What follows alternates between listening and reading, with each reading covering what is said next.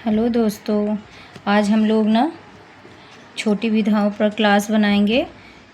Class थोड़ा ऐसा देखेंगे आत्मकथा कि सरल शब्दों में ना तुरंत तो याद हो जाए और हमें टेंशन भी ना हो। जो हम लोग डेली मर्या के जीवन में कुछ शब्द ऐसे हैं यूज करते हैं जिससे हमको बिना टेंशन का फटाक से हर विधाएं याद हो जाएं। तो आज से हम कोशिश यही करेंगे कि हर एक छोटी विधा पे ना डेली एक क्लास डालेंगे।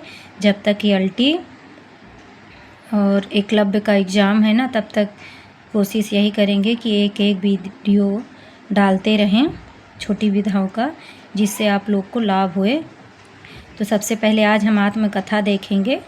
आत्मकथा, और हम यही आप कोशिश करेंगे कि हम कुछ ऐसे शब्दों में बताएं कि शायद आपको नहीं भी आए ना तो आ जाए, तुरंत समझ में आ जाए। तो पसंद करिएगा, कोई दिक्कत नहीं है। पसंद आएगा तो लाइक वगैरह कर दीजिएगा, सब्सक्राइब भी कर लीजिएगा कि अगर हम एक वीडियो डेली डालते हैं ना तो आपको मिल जाए। और भी शेयर भी कर दीजिएगा, अगर और भी भाई बहन को, सहपाठी को अगर इससे लाभ मिले तो अच्छा भी है कि आप लोग को जब एग्ज़ाम में शायद क्वेश्चन याद रहे हमारे ट्रिक के द्वारा, तो आप हमको याद करें और धन्यवाद दें दिल से। इसलिए हम कोशिश यही करेंगे कि आपको बिना टेंशन का याद हो जाए। चलिए शुरू करते हैं। सबसे पहले आत्मकथा। आत्मकथा को स्वचरित किसने कहा? तो श्याम सुंदर दास ने। कुछ ऐसे शब्द हैं या कुछ इम्पॉर्टेंट चीज़ है कि जिसको हमने ना ये बुक में नोट कर लिया है कि हमको पढ़ते वक्त ना कुछ बताते वक्त कहीं परेशान न होना पड़े।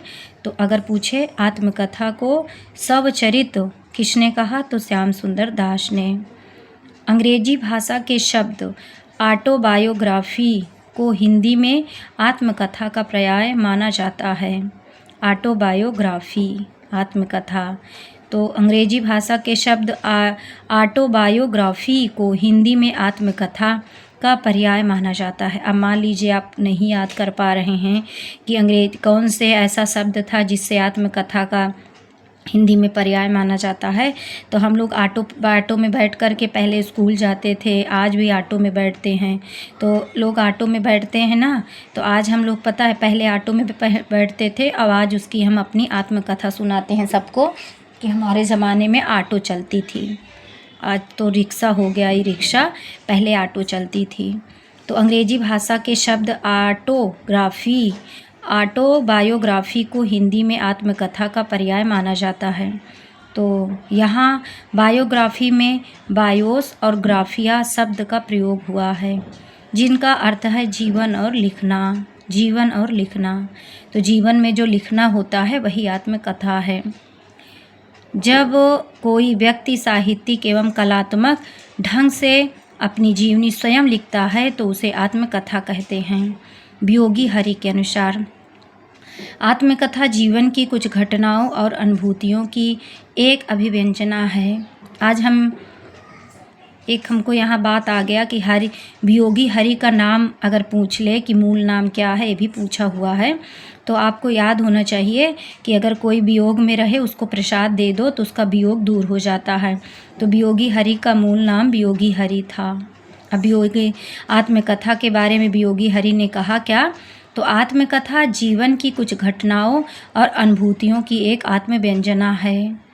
आत्मकथा जीवन की कुछ घटनाओं और अनुभूतियों की एक व्यंजना है। आत्मकथा जीवन की कुछ घटनाओं और अनुभूतियों की एक अभिव्यंजना है। जब जीवन में घटना कुछ घट जाती है, ऐसी घटना घट जाए तो भगवान करे कि हम खुश हो जाएं, पर ऐसी घटना जो कुछ लोगों के जीवन में घट जाती है कि उसकी अनुभूति में लोग ना वियोग में रहते हैं। वियोग में, तो जहाँ घटना घटे उसकी अनुभूति से हम क्या करेंगे? वियोग में। तो जहाँ पर आत्मकथा जीवन की कुछ घटनाओं और अनुभूतियों की एक अभिव्यंजना है, घटना घटती है और उसकी अनुभूति में हम वियोग में रहते हैं। तो आत्मकथा जीवन की कुछ घटनाओं और अनुभूतियों की एक अभिव्यंजना है। और बच्चन क्या कहते हैं कि जीवन की एक तस्वीर है आत्मकथा। बच्चे लोग क्या करते हैं पता है, जीवन हम अपने बच्चे की, आप अपने बच्चे का, या आपके माता पिता आपके अपने बच्चे का, आप लोग अब बड़े हो गए तो वो भी तो अपने जीवन में अपने बच्चे की तस्वीर बना के रखते हैं कि हमारा बच्चा बचपन में कैसा था। तो बच्चन से हुए हरिवंश राय बच्चन के अनुसार जीवन की एक तस्वीर है आत्मकथा। आत्मकथा में लेखक चूँकि स्वयं की ही आत्मकथा लिखता है, आत्मकथा है ना, उसको लेखक स्वयं ही आत्मकथा लिखता है, इसलिए उससे तटस्थता की अत्यधिक उपेक्षा है। तो यहाँ हम दो कथन देखे, वियोग में थे तो आत्मकथा जीवन की कुछ घटनाओं और अनुभूतियों की अभिव्यंजना करता है, और जब बच्चे लोग की जीवन आत्मकथा में जीवन की एक तस्वीर बना के आत्मकथा में रख लेते हैं। और मैनेजर पांडे का कथन है, आत्मकथा में ना मैनेजर, जैसे हम मैनेजर बन जाएं, आप मैनेजर बन जाएं, तो मैनेजर वही बनता है जो पूरा पूरा सच बोलता है अपनी आत्मकथा में। ऐसे थोड़ी कोई मैनेजर बन जाता है, मैनेजर बनने के लिए पूरा पूरा सच बताना पड़ता है। मैनेजर पांडे के अनुसार पूरा पूरा सच बोलना आत्मकथा या जीवनी लेखन की नैतिक ही नहीं सौंदर्य बोध की शर्त है। तो यहाँ पर 3 कथन आत्मकथा के बारे में हम देखें कि पहली आत्मकथा जीवन की एक तस्वीर बच्चे लोग बनाते हैं, जीवन की एक तस्वीर बच्चे के बना के रख लिए, तो जीवन की एक तस्वीर आत्मकथा में बच्चन का हो गया। और आत्मकथा जीवन की कुछ घटनाओं और अनुभूतियों की अभिव्यंजना है। जीवन की अनुभूति होती आत्मकथा में, और एक घटना घट जाती है, और वियोग में तो हम रहते हैं। और जो मैनेजर बनता है आत्मकथा में वो पूरा पूरा सच बताता है। तो जहाँ पर पूरा पूरा सच आए वहाँ मैनेजर पांडे हैं, जहाँ जीवन की एक तस्वीर है वहाँ बच्चन सिंह है, हरिवंश राय बच्चन अमिताभ बच्चन के पिताजी, और वो भी एक जीवन की तस्वीर बना के रखें अपने बेटे की। और आत्मकथा जीवन की कुछ घटनाओं और अनुभूतियों की अभिव्यंजना है। तो वियोग में ना आत्मकथा जो है वियोग में अनुभूति करते हैं, वियोग में जो अनुभूति करता है घटनाओं का वही है वियोगी। तो यहाँ 3 कथन थे, तीनों याद होने चाहिए कि जीवन की तस्वीर हरिवंश राय बच्चन बनाते हैं, पूरा पूरा सच वो बताते हैं मैनेजर बताते हैं। वियोग में आत्मकथा जीवन की कुछ घटनाओं और अनुभूतियों की अभिव्यंजना है। जीवनी लेखक की नैतिक ही नहीं सौंदर्य बोध की भी शर्त है। यही पूरा पूरा सच बोलता है आत्मकथा में, जीवन की लेखक की नैतिक ही नहीं सौंदर्य बोध की भी शर्त है। किसी भी आत्मकथा से उस व्यक्ति विशेष के जीवन दर्शन व स्थिति के साथ साथ तत्कालीन ऐतिहासिक सामाजिक स्थितियों की भी जानकारी मिलती है। मतलब किसी की आत्मकथा आप पढ़ेंगे तो उसमें व्यक्ति विशेष के जीवन के भी बारे में नहीं, जीवन के बारे में भी, दर्शन और स्थितियों के साथ साथ तत्काल जो उस समय इतिहास रहता है, जो समाज में चलता रहता है, जो स्थिति रहती है, ये सब की जानकारी मैनेजर दे देते हैं पूरा पूरा सच बता के।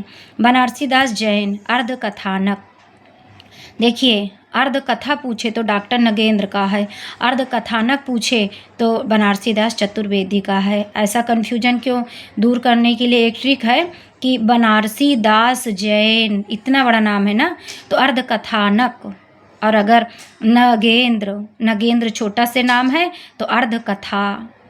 तो बनारसी दास जैन कृत अर्ध कथानक 1641 में ब्रजभाषा में, 1641 में ब्रजभाषा की हिंदी की प्रथम आत्मकथा है। तो अगर पूछे कि ब्रजभाषा की पहली आत्मकथा 1641 में, तो अर्धकथानक बनारसी दास जैन का। और अगर कन्फ्यूजन भी हो रहा है कि अर्धकथा किसकी है, अर्धकथानक किसकी है, तो डॉक्टर नगेंद्र छोटा सा नाम है तो अर्धकथा है, और बनारसी दास जैन बड़ा सा नाम है ना, तो ये अर्धकथानक। और बनारसी दास जैन जो है अर्धकथानक लिखते हैं, पर किस भाषा में लिखते हैं, ब्रज भाषा में। और अगर पूछे ब्रज भाषा की हिंदी की प्रथम आत्मकथा पूछे, ब्रज भाषा में हिंदी की पहली आत्मकथा, तो बनारसी बा से ब्रज, बा से बनारसी। और अगर भूला जाए दिमाग में कि बनारसी दास जैन है कि डॉक्टर नगेंद्र हैं, अर्ध कथानक उनका है, नगेंद्र का है कि बनारसी दास जैन का है, तो हम एक बार नहीं 10 बार बता चुके कि बनारसी दास जैन और अर्ध कथानक बड़े बड़े नाम है ना, तो बड़ा वाला नाम अर्ध कथानक ये बनारसी दास जैन बताते हैं, और अर्ध कथा डॉक्टर नगेंद्र। अब ब्रजभाषा की हिंदी की पहली आत्मकथा पूछे तो अर्ध कथानक। इसमें बनारसी दास के 55 वर्ष अर्थात 1586 से 1641 के बीच के जीवन का विवरण है। 55 वर्ष पता है? अगर पूछ ले कि बनारसी दास ने अर्ध कथानक जो ब्रज भाषा में लिखी हिंदी की पहली आत्मकथा 1641 में, ये कितने वर्षों का है, तो बता है ये जब अर्ध कथानक लिखते हैं ब्रज भाषा में हिंदी भाषा की पहली आत्मकथा तो ये पचर करने लगते हैं। पचर से हुआ 55 वर्षों का। 1586 से 1641 के बीच के जीवन का विवरण है। अंबिका दत्त व्यास निज वृतांत। अंबिका मैया आती है ना, तो व्यास जी अपना निज वृतांत लेके जाते हैं, निजी वृतांत। हम बोले व्यास जी आप थोड़ा वृतांत करिए, वृतांत बताइए, तो अंबिका के सामने, तो अंबिका दत्त व्यास के सामने निजी वृतांत बताते हैं। और कितना निजी वृतांत है, तो ये 1901 ईस्वी में, 1900 में ना एक वृतांत बताते हैं अंबिका के सामने। व्यवस्थित तरीके की आत्मकथा है किंतु इसमें कथा कम वृतांत अधिक है। और 1910 में सत्यानंद अग्निहोत्री की आत्मकथा मुझ में देव जीवन का विकास खड़ी बोली हिंदी भाषा में रचित पहली आत्मकथा है। और यहाँ देखिए 2-3 क्वेश्चन एकदम स्पष्ट हैं कि अगर पूछे ब्रज भाषा में हिंदी की पहली आत्मकथा तो 1641 में अर्ध कथानक है, 1641। और कितने वर्षों का है, तो जो पचर कर रहे थे बनारसी, तो बनारसी साड़ी पहन करके तो 55 वर्षों का। 1586 से 1641 तक व्यवस्थित तरीके की आत्मकथा है ब्रज भाषा में। अच्छा, और अगर पूछे कि व्यवस्थित तरीके से कौन आत्मकथा है, तो निज वृतांत 1900 में ना एक बार वृतांत बताते हैं, तो निजी रूप से अंबिका दत्त व्यास बताते हैं व्यवस्थित तरीके से। अब जैसे आप अभी जाएं अंबिका मैया के पास, अंबिका माता के पास, तो आप निजी वृतांत बताएंगे कि नहीं मैं खुद ही बताऊंगी कि अंबिका मैया मुझे सलेक्शन दे दो, हम अपना निजी वृतांत शुरू कर देंगे। तो अंबिका दत्त व्यास का है निज वृतांत 1901 में व्यवस्थित तरीके की आत्मकथा, किंतु उसमें कथा कम वृतांत ज़्यादा है। क्यों कथा कम वृतांत ज़्यादा है? क्योंकि हम निज वृतांत है ना, तो निजी रूप से अपना वृतांत बताने लगते हैं अंबिका दत्त व्यास अंबिका मैया के सामने 1901 में। 1910 में सत्यानंद अग्निहोत्री की आत्मकथा मुझ में देव जीवन का विकास। पता है अगर आप सत्य बोलेंगे ना, आपके जीवन में देव जीवन का विकास होएगा। कभी भी आप जीवन में सत्य बोलिए अग्नि के सामने। हम कहते नहीं हैं मैं अग्नि के सामने बोलते हैं, मैं सत्य बोल रहा हूँ अग्नि के सामने, मुझ में देव जीवन का विकास है। आज अग्नि जला लीजिएगा और अग्नि के सामने सत्य बोल लीजिएगा और कहिएगा आज से मैं बोल रहा हूँ सत्य कि मुझ में देव जीवन का विकास है। खड़ी बोली हिंदी की प्रथम रचना मानी जाती है। तो आप सत्य बोलेंगे अग्नि के सामने, तो ये आत्मकथा मुझ में देव जीवन का विकास है। और खड़ी बोली मतलब खड़े होकर, तो आज खड़े हो जाइएगा, सत्य बोलिएगा, अग्नि जला लीजिएगा और आत्मकथा में कहिएगा खड़े होकर के मतलब खड़ी बोली हिंदी भाषा में रचित पहली आत्मकथा मुझ में देव जीवन का विकास है। जीवन सार प्रेमचंद्र ने अपनी संक्षिप्त आत्मकथा हंस के आत्मकथा विशेषांक में प्रकाशित करवाया। पता है ये हंस के संपादक तो थे ही प्रेमचंद्र, तो जीवन का सार प्रेम से बताया जाता है, जीवन का सार प्रेम से बताया जाता है और हंस हंस के बताया जाता है। जीवन का सार प्रेम से बताया जाता है, हंस हंस के बताया जाता है। तो जीवन सार नाम से किसने आत्मकथा लिखा? तो प्रेम से जो लिखता है प्रेमचंद, हंस हंस के बताते हैं तो हंस पत्रिका में। हंस के आत्मकथा विशेषांक में कब 1931 में प्रकाशित है। इस अंक में आत्मकथ्य नाम से इसी अंक में आत्मकथ्य नाम से जयशंकर प्रसाद की कथा जयशंकर आत्मकथ्य नाम से जयशंकर प्रसाद की कविता प्रकाशित हुई। तो अगर पूछे जीवन सार आत्मकथा किसकी है, प्रेमचंद्र की है, हंस पत्रिका में आई। और अगर आत्मकथ्य पूछे तो जयशंकर प्रसाद की कविता है जो इसी हंस के आत्मकथा विशेषांक में प्रकाशित हुई। इसमें जयशंकर प्रसाद ने अपनी निजी जीवन के सत्य तथा अभाव का उल्लेख किया। जयशंकर प्रसाद ने जो उनके जीवन में निजी घटा, जो सत्य था, उसके बारे में बताया। अब है 1950 से पहले की कुछ प्रमुख आत्मकथाएँ। ये इतने सरल शब्दों में होएगा कि मेरे सहपाठियों आप सुनिएगा ज़रूर और आपको लाभ होएगा। और जब लाभ होएगा तो प्लीज़ आप इसको लाइक करिएगा, सब्सक्राइब भी करिएगा और हमारे जैसे जो भी सहपाठी हो उनको भी भेजिएगा कि उनका भी लाभ हो। और पेपर में फिर मुझे याद करेंगे तो थोड़ा दुआ भी दे दीजिएगा। इसलिए हम कोशिश किए कि बनाएं एलटी और जीआईसी के लिए, शायद आप लोग को लाभ मिले। सन 1950 से पहले की प्रमुख आत्मकथा जो है एकदम सरल शब्दों में रहेगा कि बिना टेंशन की याद हो जाएगी। 1950 के पहले की प्रमुख आत्मकथाएँ कौन कौन सी है, तो ये अर्धकथानक है। 1641 में 16 साल में बनारसी दास चतुर्वेदी ने 16 साल में 41 आत्मकथा लिख लिए। 16 साल में 41 आत्मकथा लिख लिए बनारसी दास चतुर्वेदी। पर बनारसी दास जैन धर्म वाले थे, तो बनारसी दास जैन धर्म में थे। तो अर्धकथानक 1641 में बा से बनारसी बा से ब्रज, पर हिंदी में तो पहली आत्मकथा है पर ये ब्रज भाषा में है। अंबिका दत्त व्यास ने 1901 एक व्यक्ति गया और अपना वृतांत बताता है अंबिका के सामने, तो 1901 में निज वृतांत 1901 में। जैसे ये भी है पर ये वृतांत ज़्यादा है क्योंकि माता के सामने, अंबिका माता के सामने लोग अपना वृतांत बताते हैं और एक बार ही सुनती हैं।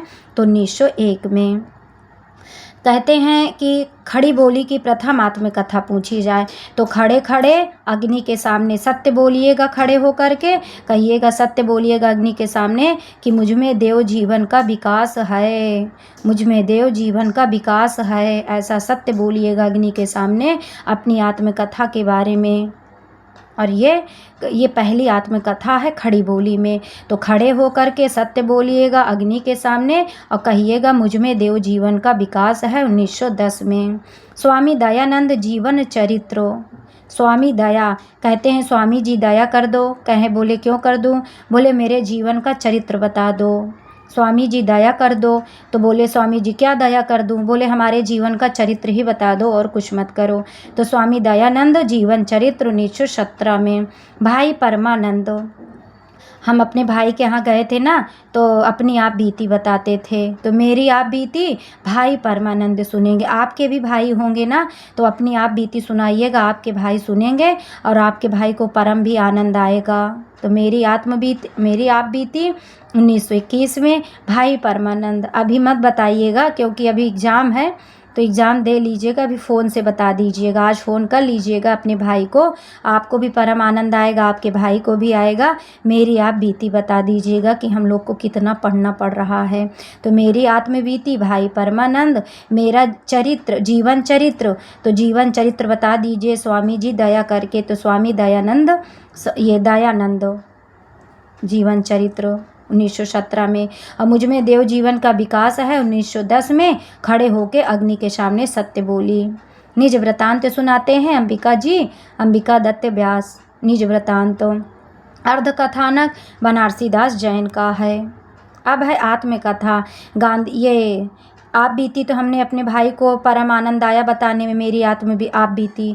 तो मेरी आप बीती सिर्फ मेरे भाई सुनते हैं और उन्हीं को परम आनंद आता है, और कोई भी नहीं सुनता इस दुनिया में, पर मेरे भाई हैं। भाई मेरी आप बीती सुनते हैं और मेरे भाई को परम आनंद भी आता है। किसी को बोलोगी ना अपनी आप बीती तो बोलेंगे हाँ जब देखो तब आप बीती सुनाते रहते हैं, पर मेरे भाई को परम आनंद आता है। तो मेरी आप बीती 1921 में भाई परमानंद। कल्याण मार्ग का पथ कल्याण कर दीजिए स्वामी जी श्रद्धा से। कहते हैं स्वामी आपके अंदर श्रद्धा रहेगी ना तो कल्याण मार्ग पर चल दोगे। तो कल्याण मार्ग का प्रतीक जो है उसको अपनी आत्मकथा में श्रद्धा है। अपनी आत्मकथा में श्रद्धा किसे है? जो कल्याण मार्ग का प्रतीक जाता है। आत्मकथा महात्मा गांधी जी आत्मकथा 2-3 बार बताते हैं और यहाँ पर राजेंद्र प्रसाद भी अपनी आत्मकथा लिखे हैं 1947 में। 4-7 करते हैं राजेंद्र प्रसाद, पर महात्मा गांधी 23 आत्मकथा। महात्मा गांधी 2-3 लोग को बैठा करके